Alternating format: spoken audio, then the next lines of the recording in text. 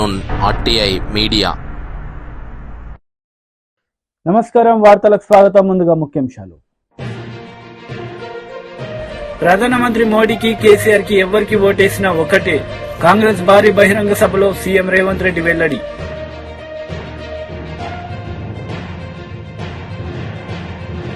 AP ప్రభుత్వ సలహాదారు Sajjala Ramakrishna Reddy press meet. పలు అంశాలపై వివరణ.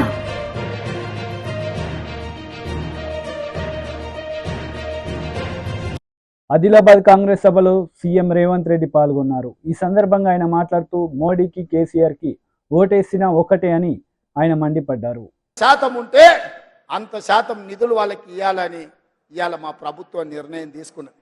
బలహీన వర్గాల బతుకుల్లో కొంత వెలుగులు నింపాలని, అభివృద్ధి పదం వైపు వాళ్ళని నడిపించాలని ప్రయత్నం చేస్తుంటే, బీసీల లెక్కలు తెలిస్తే, బీసీలకు నిధులు ఇస్తే రాజ్యాధికారంలో వాళ్ళు వాటా అడుగుతారని ఇవాళ ఇక్కడుండే కేసీఆర్, అక్కడుండే నరేంద్ర మోడీ కుట్ర చేసి కాంగ్రెస్ పార్టీని దొంగ దెబ్బ తీయాలని ఆలోచన చేస్తారు. అందుకే మిత్రులారా, మీరు మోడీకి ఓటేసినా, కేసీఆర్కి ఓటేసినా ఒక్కటే. వీళ్ళిద్దరు ఒక్కటే తోడు దొంగలు. ఈ తోడు దొంగలలో ఒక దొంగను డిసెంబర్ నాడు బండకేసి కొట్టిర్రు. రెండో దొంగను వచ్చే నెల మీరు గోడకేసి కొట్టాలి. మే 13 తారీఖు నాడు గోడకు మేకు దిగినట్టు బీజేపీలను కోదండమేసి కొట్టాలి. బీజేపీని ఓడగొట్టాలి. ఎందుకంటే 10 ఏళ్ళు మనల్ని ఏలిన నరేంద్ర మోడీ మనల్ని మోసం చేసిండు. మన ఖాతాలో 15 లక్షల రూపాయలు పేదోళ్ళకి వేస్తాను ఇవ్వలేదు. ప్రతి పేదవాడికి ఇల్లు కట్టిస్తాను ఇవ్వలేదు. 2 కోట్ల ఉద్యోగాలు ప్రతి సంవత్సరం ఇస్తాను. 10 ఏళ్లలో 20 కోట్ల ఉద్యోగాలు ఇవ్వాలి. ఒక్క ఉద్యోగం కూడా ఇవ్వనందుకు నిరుద్యోగ యువకులు నడుం బిగించాలి. మోడీని ఓడగొట్టాలి. ఈ ప్రాంతానికి మీకు గిరిజన యూనివర్సిటీ ఇస్తే 9 ఏళ్ళు దాన్ని మూలకు పడేసిండు. నిన్న మనం కొట్లాడితే మొదలు పెట్టిండు. అది కూడా పూర్తి చేయలే. బయ్యారం ఉక్కు కర్మాగారాన్ని కట్టలేదు. కాజీపేటలో రైల్వే కోచ్ ఫ్యాక్టరీ ఇవ్వలేదు. IIIT ఇచ్చిన దాన్ని రద్దు చేసిండు. IIITతో పాటు ITIR కారిడారు, IIM కాలేజీలు ఏవి కూడా తెలంగాణకు ఇవ్వలేదు. గుజరాత్ మాత్రం బుల్లెట్ ట్రైన్ తీసుకుపోయిండు. సబర్మతి రివర్ ఫ్రంట్ తీసుకుపోయిండు. ఇవాళ అక్కడ కావాల్సిన నిధులన్నీ తీసుకెళ్తున్నాడు. గిఫ్ట్ సిటీలు కట్టుకున్నాడు. ప్రధానమంత్రిగా అందరినీ సమానంగా చూడాల్సిన బాధ్యత నరేంద్ర మోడీ మీద ఉంది. కానీ కుత్సిత స్వభావంతో నిధులన్నీ కూడా గుజరాత్కే తీసుకెళ్ళిండు. కాబట్టి మిత్రులారా, 10 ఏళ్ళు మోడీని చూసిండ్రు, 10 ఏళ్ళు కేసీఆర్ను చూసిండ్రు. రాబోయే 10 ఏళ్ళు ఇందిరమ్మ రాజ్యాన్ని ఆశీర్వదించండి. మీ కోరికలు, మీ ఆలోచనలు, ఈ ప్రాంత అభివృద్ధి, ఈ ప్రాంత సంక్షేమాన్ని అమలు చేసే బాధ్యత కాంగ్రెస్ పార్టీ తీసుకుంటుందని మీకు మాట ఇస్తున్నా. అందుకే ఈరోజు ఒక టీచర్గా సామాన్యురాల్ని, ప్రజలలో ఉన్న అత్రం సుగుణను కాంగ్రెస్ పార్టీ అభ్యర్థిగా ఈ పార్లమెంట్ ఎన్నికల్లో నిలబెట్టింది. మీరు అత్రం సక్కును చూసిండ్రు, నగేష్ను చూసిండ్రు. వాళ్ళు ఎవరు కొత్తోళ్ళు కాదు, పాతోళ్ళే. వాళ్ళ పనితనం మీకు తెలుసు. మంచోడు అని మంచం ఎక్కిస్తే మంచం అంతా పాడు చేసిండంటే వెనకటికి వాడు అత్రం సక్కులా అంటాడు. ఇక నగేష్ గురించి నేను చెప్పాల్సిన పని లేదు. బుద్ధిమంతుడని సర్ది కడితేనంట బొడ్రాయి కానీ ఫోన్ చేసి మళ్ళీ ఇంటికి వచ్చి బోర్లో వండుకున్నాడంట. నగేష్ ఎమ్మెల్యేగా, మంత్రిగా, ఎంపీగా అన్ని పనులు చేసిండు. మీ అందరూ చూసినోడే. వాళ్ళెవరు తక్కువ కాదు. కేసీఆర్ దొరెంతనో మా గిరిజన దొరలు, ఆదివాసీ నీళ్ళు కూడా దొరలే. 11 వరకు కిందికి రాడంట నగేష్. మావాడు చెప్తుండే. చేయి కలిపితే ఎంబడే దస్తి పెట్టి తుడుస్తాడంట పేదోని చేయి కలిపితే. ఎందుక ఈ దొరలు మనకు అవసరమా? అక్కడ ఫామ్ హౌస్లు ఉండే దొరలైనా, ఇక్కడ ఆదిలాబాద్లో ఉండే దొరలైనా, ఈ దొరలతో మనకి ఏం పని ఉంది? అందుకే మిత్రులారా, మా అక్కలకు ముఖ్యంగా మీలో ఉండే ఒక ఆడబిడ్డకు అవకాశం వచ్చింది. ఇంటైనా ఏం చెప్పినా వినకండి. సాయంత్రం ఆఫో ఫుల్లో ఆయన వేసి వచ్చి ఓటేయండి అంటే కూడా ఆయన చెప్పినప్పుడు సరే నుండి బూతులకు పోయినాక మీ ఆడబిడ్డ కోటేయండి. ఎందుకంటే ఆడబిడ్డలకు అవకాశాలు వచ్చేదే తక్కువ. సీతక్కనిస్తే గెలిపిస్తే ఎట్లయితే మంత్రిని చేసినామో ఇవాళ రాష్ట్రానికి సీతక్క నాయకత్వం వహిస్తుందో రేపు అత్రం సుగుణను కూడా గెలిపించండి. రాష్ట్ర స్థాయిలో, దేశ స్థాయిలో ఒక మంచి గుర్తింపు, గౌరవం మహిళలకు వస్తుంది. మహిళలకు ఇస్తే ఓడిపోతారంటే రేపు మీ పిల్లలకు కానీ, ఆడబిడ్డలకు కానీ అవకాశాలు రావు. అందుకే మా అక్కలందరికీ విజ్ఞప్తి చేస్తున్నా, ఈ ఆడబిడ్డను ఆశీర్వదించండి. మీలో ఒకరు మీ పేదింటి ఆడబిడ్డ, ఈ ఆడబిడ్డను గెలిపించాల్సిందిగా మీ అందరిని కోరుకుంటూ మీ దగ్గర సెలవు తీసుకుంటున్నా. మీరందరు సిద్ధమేనా? సిద్ధమేనా? ఏమంటలేరు? అప్పటి నుంచి చాలా జోరు చూపిస్తారు కదా. సిద్ధమేనా? YCP leader Posani Krishnamurali press meet నిర్వహించారు. ఈ సందర్భంగా టీడీపీ నేతలపై ఆయన మండిపడ్డారు. ఇతనా చంద్రబాబు నాయుడా ఇట్టనుకొని తలకాయ ఇట్టనుకొని వెన్నుపోటు మామూలు వెన్నుపోటు పొడిచి దొంగదారిలో సీఎం పెడతారు, సీఎం అవుతాడా? ఆ మేకప్ తీసి పరేశాడు. ఇప్పుడు వేరే కొత్త మేకప్ వేసుకున్నాడు. ఇప్పుడు విజన్ ఉంది, 40 వరకు విజన్ ఉన్న గొప్ప మనిషి. అందుకని అతనికే మనం అర్థం, మన కాపుల్లో ఎవరు సీఎం గా పనికిరారు, నేను అన్ఫిట్ కాబట్టి ఆయనకే వేయండి నిలిపాడు.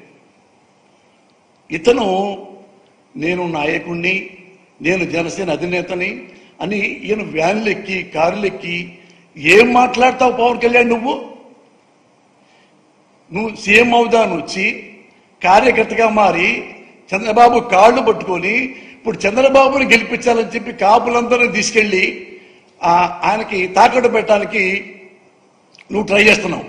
అసలు ఆల్రెడీ పాపం ఆంధ్రప్రదేశ్లో ఉన్న కాపు జాతి చాలా వీళ్ల వల్ల ఆత్మగౌరవం పలగొట్టుకున్నారు, చాలా బాధపడ్డారు. ఎవరు? ఈ పవన్ కళ్యాణ్ అన్న చిరంజీవి. ఈ అన్నదమ్ముల పుణ్యం అని కాపుల్ని ఎంత దింపాలో అవమానం అంత దింపేశాడు. దీనికంటే ముందు చూడండి, చిరంజీవి గారు ఆయన ప్రజారాజ్యం పార్టీ పెద్ద లెవెల్లో పెట్టేశాడు. పాపం కాపులందరూ చాలా సంతోషపడి, ఎవరికైనా ఉంటుంది కదా, నాకే కులాభిమానం ఉంటుంది, మన కులంలో ఎప్పుడు ముఖ్యమంత్రి అవ్వలేదు, కానీ ఈసారన్నా అయితే బాగుంటుంది. చిరంజీవి వచ్చాడు, అప్పుడు రామారావు అటు వచ్చాడు కాబట్టి అని పాపం చాలా మంది కాపులు ఇల్లే అమ్మేసుకున్నారా, పొలమే అమ్మేసుకున్నారా, ఉద్యోగాలే పోగొట్టుకున్నారా, ఇంటి పట్టలు లేకుండా మొత్తం చిరంజీవి గారికి దారపోశారు. కోట్లు వాళ్ళందరూ దానమే ఇచ్చారా, ఇంకోటి ఇచ్చారా, విరాళం ఇచ్చారా, అన్నీ అయిపోయినాయి. ఎలక్షన్ వచ్చింది. ఎలక్షన్ వచ్చిన తర్వాత ఎలక్షన్లో ఇదే చంద్రబాబు నాయుడు నేనున్నా, ఎందుకంటే నేను ఎమ్మెల్యే టికెట్ నాకు ఇచ్చారు కదా, ఉంటే అతను ఎవరో కొత్తవాడు చిరంజీవి అంట, ప్రజారాజ్యం అంట, తుబుక్కున నీటి పొడిగా గాలిపోయింది, ఇతను ఎమ్మెల్యే టికెట్లు అమ్మేసుకుంటున్నాడు, ఎంపీ టికెట్లు అమ్మేసుకుంటున్నాడు అని ఇంతవరకు ఇక్కడ మాట్లాడాడు. గ్రేట్ మ్యాన్, పొలిటీషియన్ కాబట్టి. అక్కడికి వెళ్ళిన తర్వాత లొకేషన్లో అందరికి మసీదులు ఏం పోయినాయి, ఆ కమ్మ క్యాస్ట్కి వేరే క్యాస్ట్కి నేను చూసా కదా స్వయంగా. అంటే కాపులు రౌడీలు, కాపులు గుండాలు, వాళ్ళు చాలా దుర్మార్గులు, వాళ్ళ కనుక ఓటేసి గెలిపించారంటే మన కమ్మోళ్ళు బతకరు. ఇది నేను 15 ఏళ్ళు చెప్తానే ఉన్నా. ఇంత ఘోరంగా మాట్లాడతాడు నాయన నారా చంద్రబాబు నాయుడు అని ఈ చిరంజీవికి చెప్పాను, ప్రపంచంలో అందరూ చెప్పారు, తెలుగు వాళ్ళకి అందరూ విన్నారు, ఇతను విన్నాడు పవన్ కళ్యాణ్. కానీ లోపల అంటే జగన్ని శేషం పోయాలని అలా 2 చేతుల్లో చెవుల్లో శేషం పోసుకున్నాడు. ఏమన్నా ఉన్నాయండి, అతను చంద్రబాబు కూడా ఏమంటాకి లేదు, అట్లా ఓడించాడు. ఇవి చిరంజీవి గారికి కూడా తెలుసు, నేను కూడా చెప్పాను. ఇంత ఘోరంగా క్యాస్ట్ ఫీలింగ్ తెచ్చి ఇది చేస్తున్నాడు అన్నా అంటే ఏం మాట్లాడలేదు. చిరంజీవి గారు ఓడిపోయారు. మళ్ళా అక్కడికి వెళ్ళిన తర్వాత ఓడిపోయిన తర్వాత 18 ఎమ్మెల్యే గెలిచారు. కాపులు ఏమనుకున్నారు, బాధపడి పనిలే బాధ నా ముందే ఉన్నారు పక్కన కాపు సోదరులు, వాళ్ళు ఎదురు మాట్లాడుతుంటే కమ్మాళ్ళు కమ్మాళ్ళ బతకదీని మీ కాపులు రౌడీలు అంట కదా అంటాం. పురుషోత్తం పట్టణంలో ఉన్న యూత్ కుర్రళ్ళు నా ముఖం చూసి ఏమనలేక ఆడాళ్ళు ఏమనకుండా పక్కెళ్ళిపోయారు. ఆయన 18 ఎమ్మెల్యేలు వచ్చినాయి. చిరంజీవి గారు 18 ఎమ్మెల్యేలు వస్తే ఏమనుకున్నారు బాబు, కానీ 18 ఎమ్మెల్యేలు కదా. చిరంజీవి గారు అసెంబ్లీకి వెళ్ళి సమస్యలు బాగా ఇచ్చేస్తాడు, ఏమైనా ప్రాబ్లం ఉన్నా ఆంధ్రప్రదేశ్లో వెలుగెత్తి చూపిస్తాడు స్పీకర్ గారికి, అసెంబ్లీకి అనుకున్నారు అందరూ. ఆ 18తో ఉన్న మళ్ళీ నెక్స్ట్ 5 ఏళ్ళ తర్వాత మళ్ళీ పెరుగుతీలే అనుకుంటే ఈ కాపులకి ఏమి చెప్పకుండా, ఎవరికి ఏమి చెప్పకుండా వెళ్ళిపోయి ఈ 18 ఎమ్మెల్యేలని ఎమ్మెల్సీ అశోక్ బాబు మీడియా సమావేశం నిర్వహించారు. ఈ సందర్భంగా వైసీపీ నేతలపై ఆయన మండిపడ్డారు. కన్ఫ్యూజన్ క్రియేట్ చేసి అసలు ఎంప్లాయీస్ ఓట్లు తీసేస్తారా ఇవ్వరా అనే ఒక పరిస్థితి తీసుకొచ్చారు. దీని మీద సంఘాలు కూడా తీవ్రంగా స్పందించాలి. ఉద్యోగ సంఘాలు కానీ లేదంటే మిగతా సంఘాలు కానీ తీవ్రంగా స్పందించాల్సిన అవసరం ఉంది. ఎందుకంటే ఈ ఓటు, ఈసారి వేసే ఓటు, ప్రతి ఓటు కూడా చాలా విలువైంది. ప్రభుత్వం ఒక మోసపూరిత కుట్ర అధికారుల ద్వారా చేయిస్తుంది. మాకు ఇన్స్ట్రక్షన్స్ లేవు, మాకేం చేయాలో తెలియదు కాబట్టి మీ ఫారం 12 మేము తీసుకోము, సింపుల్గా ఒకటే మాట. కాబట్టి తెలుగుదేశం ప్రభుత్వం, తెలుగుదేశం పార్టీ తరఫున మేము దీన్ని స్పష్టంగా ఎలక్షన్ కమిషన్ని రిప్రజెంట్ చేయడం జరిగింది.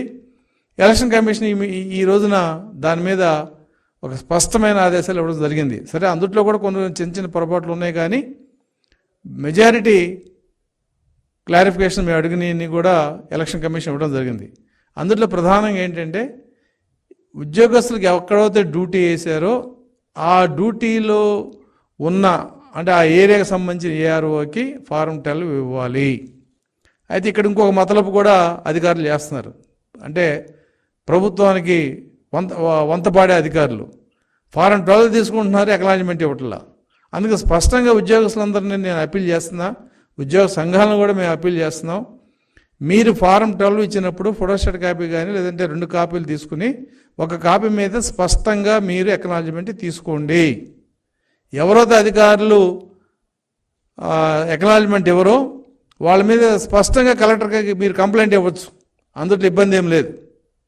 ఎందుకంటే ఇన్ని వందల వేల దీని మీద నాకు నీ అప్లికేషన్ రాలేదు ఫారం 12 అంటే చేయగలిగింది ఏం లేదు ఆ రోజున. కాబట్టి దీన్ని 26 దాకా సమయం పెంచడం జరిగింది. కాబట్టి ఎలక్షన్ డ్యూటీలో ఉన్న ఏపీఓలు కానీ పోలీస్ స్టాఫ్కి ఒక నోడల్ ఆఫీసర్ని పెట్టారు. అలాగే ఆర్టీసీకి కూడా ఒక నోడల్ ఆఫీసర్ పెట్టారు. కొన్ని చోట్ల మాకు వచ్చిన సమాచారం ఏంటంటే, నోడల్ ఆఫీసర్ ఎక్కడ ఉంటాడు ఏంటి కూడా పోలీస్ స్టాఫ్కి తెలియదు. అంటే ఏంటి, పోలీసులంతా కూడా ప్రభుత్వానికి వ్యతిరేకంగా ఉన్నారు కాబట్టి పోస్టల్ బ్యాలెట్ తగ్గించిన కొందికి వైసీపీకి ప్లస్ పాయింట్ అవుతుంది. కాబట్టి మేము స్పష్టంగా చెప్తున్నాం, పోలీస్ శాఖలో కానీ ఆర్టీసీలో కానీ ఎవరైతే నోడల్ ఆఫీసర్గా ఉన్నారో వాళ్ళు పోలీస్ స్టాఫ్కి, ఆర్టీసీ సిబ్బందికి ఈ సమాచారం తెలియజేయాల్సిన బాధ్యత వాళ్ళదే. పోలీసు డీజీ కానీ, ఆ కన్సర్న్ ఎస్పీ కానీ, డిఐజీ కానీ, ఆర్టీసీ ఎండి, ఆర్టీసీ రీజనల్ ఆఫీసర్స్ మీరు స్పష్టంగా ఆర్టీసీలో డ్యూటీలో ఉన్న డ్రైవర్ల, కండక్టర్లకి, అలాగే ఎమర్జెన్సీ సర్వీస్లో ఉన్న వాళ్ళకి, అలాగే ప్రైవేట్గా మనం తీసుకున్న వీడియోగ్రాఫర్లకి లేకపోతే ఫోటోగ్రాఫర్లకి, డ్రైవర్లందరూ కూడా. మాజీ ఎమ్మెల్యే జగ్గారెడ్డి ప్రెస్ మీట్ నిర్వహించారు. ఈ సందర్భంగా ఇరు పార్టీలపై ఆయన మండిపడ్డారు. హరీష్ రావు మాట్లాడతాడు, బీజేపీ వాళ్ళు మాట్లాడతారు. ఏం చేసింది 70 ఏళ్ళ కాంగ్రెస్? ఏం చేసింది? నేను అడుగుతున్నా బీజేపీలకు 500 అదేదో అప్పుడెప్పుడు రామాలయం అది ఆడప్పుడు శ్రీరాము నివసించే గుడిని కూలగొడితే మీరు ఈ చరిత్ర కూడా చదవాలి కదా. ఎట్లయితే శ్రీరాముడి చరిత్ర నువ్వు చదువుతున్నావు అంటే, నువ్వు శ్రీరామచంద్రుడు భగవాన్ చరిత్ర చదువుతున్నావు అంటే నీకు ఓట్లు వస్తాయని దాన్ని ఎక్స్పోజ్ చేస్తున్నావు. కానీ మహాత్మా గాంధీ, నెహ్రూ గారు మరి చేసింది కూడా నువ్వు, మరి ఇదొక చరిత్రనే కదా. శ్రీరామచంద్రుడి పరిపాలన ఎట్లయితే సాగిందో అట్లాగే ఆ రోజే నెహ్రూ గారు ప్రధానమంత్రి కాగానే శ్రీరామచంద్రుని లాంటి పరిపాలన అంటే నీళ్లు, నిధులు,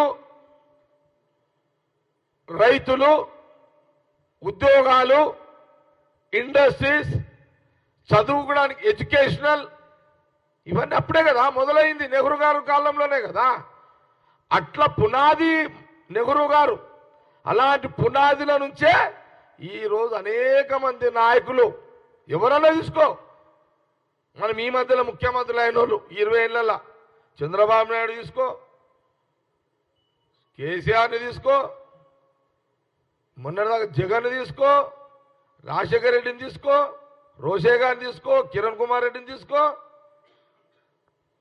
ఇప్పుడు రేవంత్ రెడ్డిని తీసుకోండి. ఇట్లా ఆయన వేసిన ఇత్తంలో నుంచే వీళ్ళందరూ వచ్చిర్రు. ఆయన వేసిన పునాదిలో నుంచే ఈ నాయకులు వచ్చిర్రు. అది మర్చిపోవద్దు అని అడుగుతున్నా. అదే నేను జ్ఞాపకం చేపిస్తున్నా ఈరోజు గాంధీ భవన్ మీడియా ద్వారా. ఇంత పెద్ద గొప్ప చరిత్ర, త్యాగాల కుటుంబము రాహుల్ గాంధీ గారి యొక్క ముత్తాత. రాహుల్ గాంధీ గారి యొక్క ముత్తాత జవహర్లాల్ నెహ్రూ యొక్క గొప్పతనం, ఆ బ్లడ్డే ఈరోజు రాహుల్ గాంధీ గారిని మళ్ళీ జనంలో నడిపిస్తున్నది.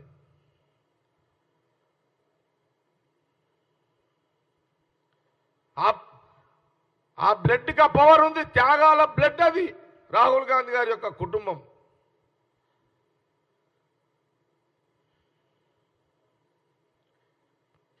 ఆ రోజు ఆహార ధాన్యాలు ఉత్పత్తి మొదలైనవి, వ్యవసాయ రంగం అభివృద్ధి చెందుతూ ఉంది.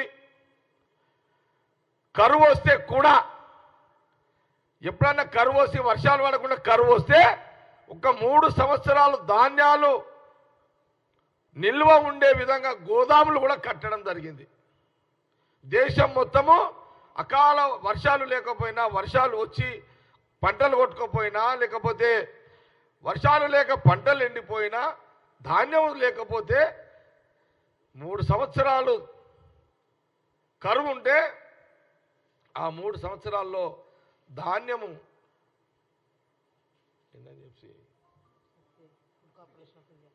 ఎఫ్సిఐ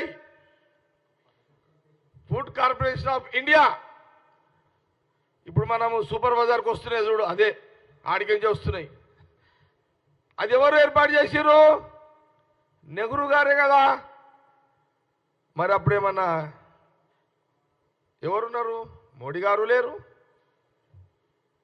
అమిత్ షా లేడు, కేసీఆర్ లేడు, కేటీఆర్ లేడు, హరీష్ రావు లేడు, ఎవరేం లేము. ఎందుకు నరుకుతున్నారు ఈ ముచ్చట్లు? మీరు పనికొచ్చే ముచ్చట్లు మాట్లాడండి. దీని మీద డిబేట్కి వస్తారా? ఉందా తమ్ము? ఈయన మా వాళ్ళు రెడీ ఉన్నారు. మా స్పోక్స్ పర్సన్ కమల్, భవానీ రెడ్డి గారు, మెట్టు సాయి. మాట చెప్తున్నా, ఇది నోరుంది కదా మాట్లాడేనా మీరు? అచ్చా, అట్లా మనకు వ్యవసాయ రంగం అభివృద్ధి చెందడం కాగానే ఇండస్ట్రియల్ దిక్కు వచ్చేసారు. యువకులకు ఉద్యోగాలు కావాలి. అప్పుడు మన దేశంలో డబ్బులున్న కొంత ఉన్నవాళ్ళు కూడా ధైర్యం చేయలే. అప్పుడు నెహ్రూ గారు ఎన్నికల ప్రచారంలో భాగంగా ఎంపీ బండి సంజయ్ పాల్గొన్నారు. ఈ సందర్భంగా పలు అంశాలపై ఆయన మాట్లాడారు. ఎవరికైనా వచ్చినాయా అన్న? 12 లక్షలు ఎస్టీ యువకులు చెప్పాలి. ఎవరికైనా వచ్చిందా అన్న? ఎవరికి రాలే. ఇవాళ ఒక్కొక్క గ్రామ పంచాయతీ అభివృద్ధికి నిధులు ఇస్తున్నారు. ఎక్కడ ఒక్క గ్రామ పంచాయతీ తండాలకు పైసలు ఇస్తున్నారు. తండాలకు పైసలు సంవత్సరానికి 20 లక్షల రూపాయలు ఇస్తున్నారు. అవి లేవు. ఇవాళ ఇంటర్మీడియట్ పాస్ అయిన పిల్లలకు, ఎస్సీ సమాజానికి సంబంధించిన ఇంటర్మీడియట్ 10th పాస్ అయిన వాళ్ళకేమో 10,000 రూపాయలు ఇస్తున్నారు. ఇంటర్మీడియట్ పాస్ అయిన వాళ్ళకేమో 15,000 రూపాయలు ఇస్తున్నారు. డిగ్రీ పాస్ అయిన వాళ్ళకేమో 25,000 రూపాయలు ఇస్తున్నారు. పీజీ ఏజ్ వాళ్ళకేమో 1,00,000 రూపాయలు ఇస్తున్నారు. బిడ్డ ఇప్పుడు 10th ఇంటర్ ఎగ్జామ్స్ మొన్ననే అయిపోయినాయి.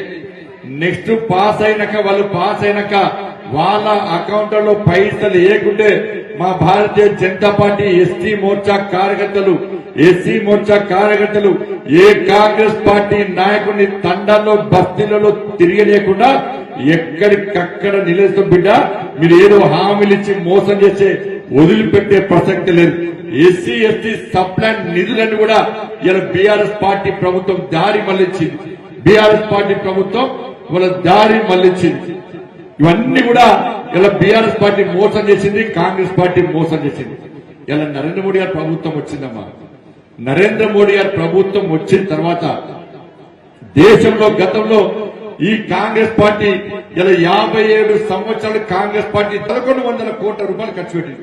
కేవలము 57 సంవత్సరాలు 1100 కోట్ల రూపాయలు మాత్రమే ఖర్చు పెట్టింది. కానీ నరేంద్ర మోడీ గారి ప్రభుత్వం 2020 వరకు 59,000 కోట్ల రూపాయలు ఖర్చు పెట్టిందన్నారు.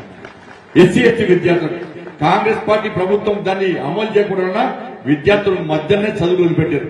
కానీ నరేంద్ర మోడీ గారి ప్రభుత్వం వచ్చినాక 2020లో 59,000 కోట్ల రూపాయలు ఖర్చు పెట్టడంతో ఎస్సీ ఎస్టీ విద్యార్థులు ఉన్నత చదువులు చదివి ఇలా పెద్ద స్థాయికి పోతున్నారంటే అది కేవలం నరేంద్ర మోడీ గారి ప్రభుత్వం యొక్క చలవ.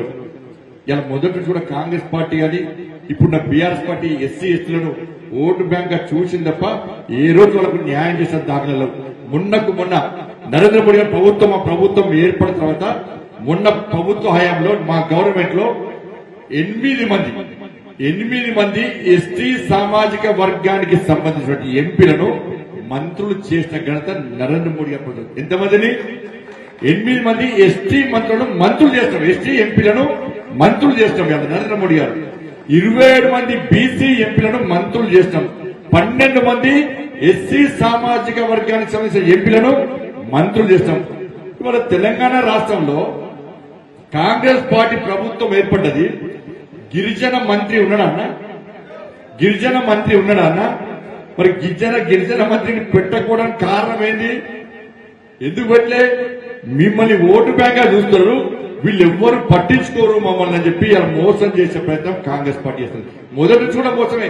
అంతెందుక మొన్నటిదాకా మన రాష్ట్రపతిగా ద్రౌపది ముర్ము గారు, మీకెవరికైనా తెలుసా? అంతకుముందు ద్రౌపది ముర్ము గారు ఎక్కడో మారుమూల ప్రాంతానికి సంబంధించిన ఒక గిరిజన ఆడబిడ్డ ద్రౌపది ముర్ము గారిని రాష్ట్రపతిగా చేయడానికి భారతీయ జనతా పార్టీ నరేంద్ర మోడీ గారు ముందుకొస్తే ఇదే కాంగ్రెస్ పార్టీ బీఆర్ఎస్ పార్టీ ఇద్దరు కలిసి ఇలా గిరిజన బిడ్డ రాష్ట్రపతి కావడానికి వీల్లేదు, గిరిజనులు రాష్ట్రపతి కావడానికి వీల్లేదు.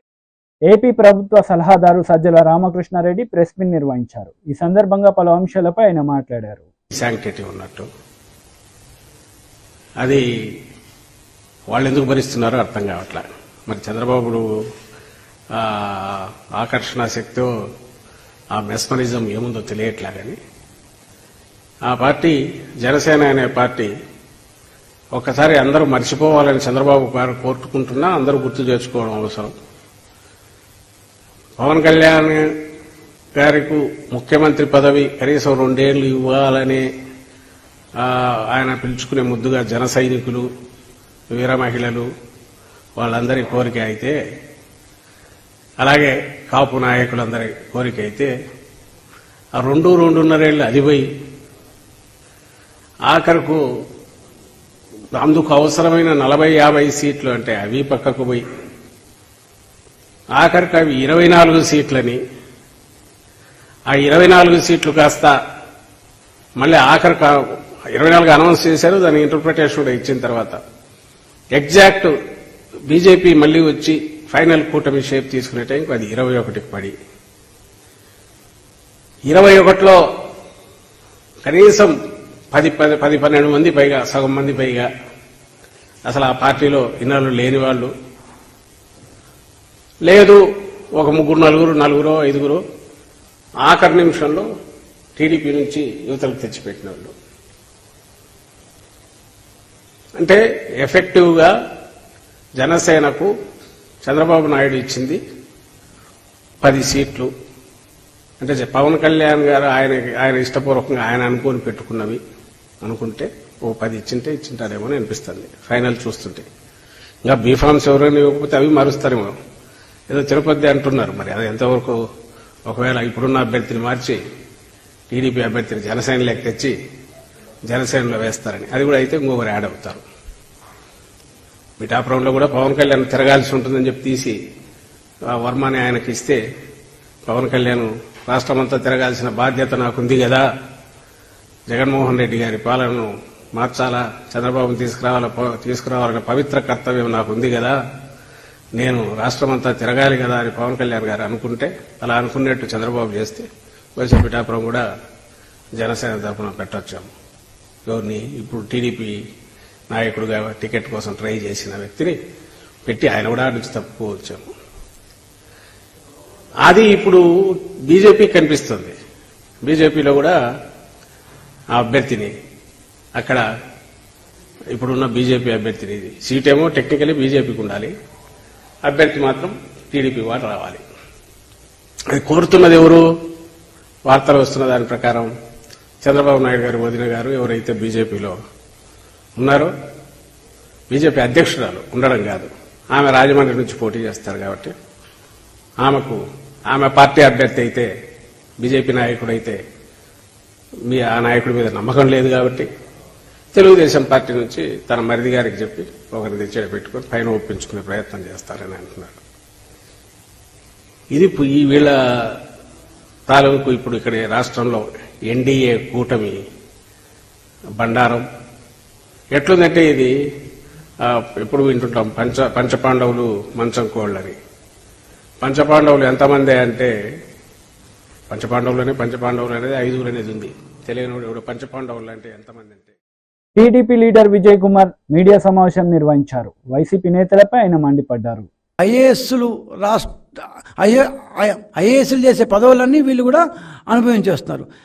కానీ వీళ్ళకి ఆ పదవుల్లో హక్కులు తప్ప పెద్ద బాధ్యతలు ఏమి ఉండవు. ఎందుకంటే ఈ గవర్నమెంట్కి ఇష్టం లేకపోయినా, వచ్చే గవర్నమెంట్కి ఇష్టం లేకపోయినా ఆటోమేటిక్గా వీళ్ళు కాడి పక్కన పెట్టేసి వాళ్ళ పాటుకు వెళ్ళిపోతారు. ఇన్ని సంవత్సరాలు ఇన్ని రోజులు చేసిన వీళ్ళు చేసిన నిర్వాకాలు ఏంటి అంటే అంతే. సో వీళ్ళకి బాధ్యతలు ఏమీ ఉండవు, హక్కులు మాత్రం ఐఏఎస్లతో సమానంగా అనుభవిస్తారు. ప్రభుత్వం మారితే మనం తిరిగి మన కేంద్ర మాతృ సంస్థకి వెళ్ళిపోతామనే ధైర్యం వీళ్ళకి. ఏమవుతుంది, 5 సంవత్సరాలు ఈ గవర్నమెంట్ ఉంది, మన ఇష్టం వచ్చేది చేస్తాం. గవర్నమెంట్ మారుతుంది, రేపు ఎట్లా జూన్ 4వ తేదీ సాయంత్రం గవర్నమెంట్ మారిపోతుంది, మనం బ్యాక్ వెళ్ళిపోతాం మన కేంద్ర ప్రభుత్వ సర్వీసులకి, మందేం పోయా అనేంత ధైర్యం వీళ్ళకి. సరే, అట్లాంటి వాళ్ళు 18 మందిలో 10 మందిని దాకా చెప్పారు ఒకే సామాజిక వర్గం, 2 వేరే వేరే సామాజిక వర్గంలో ఇట్లాంటి పనిలో ఉన్నారు. సరే, వీళ్ళు ఏమేం చేశారు, ఎందుకు వీళ్ళ మీద ఇంత విరుచుకుపడుతోంది తెలుగుదేశం పార్టీ అన్నప్పుడు, ఒక 7-8 మంది లేకపోతే ఓ 9-10 మంది ఈ డెప్యుటేషన్ మీద వచ్చిన వాళ్ళు చేసిన నిర్వాకాలు మనం ఒక్కసారి పరిశీలిస్తే వీళ్ళ గురించి ఎందుకు మనం ఇంత హైరాణ పడుతున్నామో, ఎలక్షన్లు వీళ్ళు ఖచ్చితంగా ఇంపాక్ట్ చేస్తారు, వైకాపా గవర్నమెంట్కి అనుకూలంగా ఇంపాక్ట్ చేస్తారు, ఎందుకు తెలుగుదేశం పార్టీ డిమాండ్ చేస్తుందో అర్థమవుతుంది. మొదటగా ఎస్ రమణారెడ్డి, ఈయన ఐఆర్టీఎస్ 2019లో వచ్చాడు. 5 సంవత్సరాల పాటు పూర్తిగా బ్రహ్మాండమైన పెద్ద కార్పొరేషన్కి చైర్మన్గా ఉన్నాడు.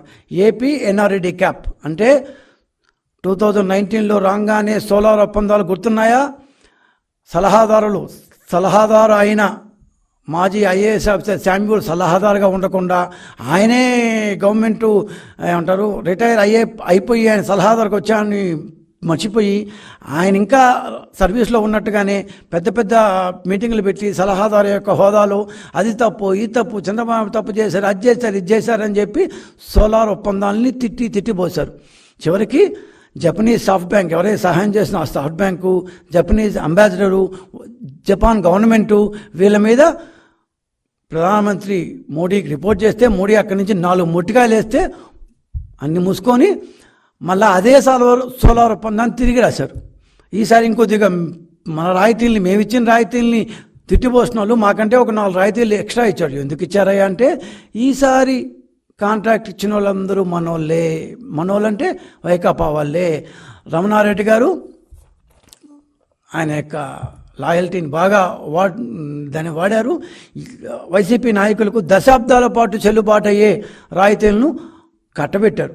1000 ఎకరాల కేటాయింపులు జరిగిపోయాయి. ఈయన టెన్యూర్లో అంతా స్వామి భక్తే పూర్తి స్థాయిలో సాష్టాంగ పడిపోయారు. ఎట్లా పడిపోయారంటే, సోలార్ ఒప్పందాల పేరుతో అరబిందో,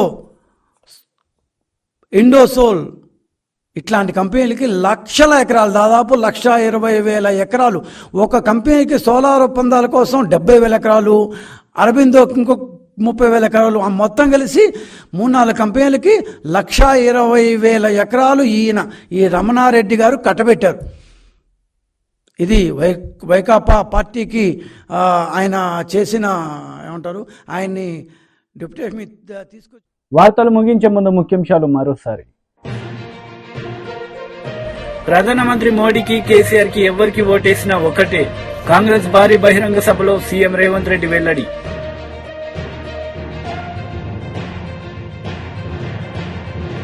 ఏపీ ప్రభుత్వ సలహాదారు సజ్జల రామకృష్ణారెడ్డి ప్రెస్ మీట్, పలు అంశాలపై వివరణ.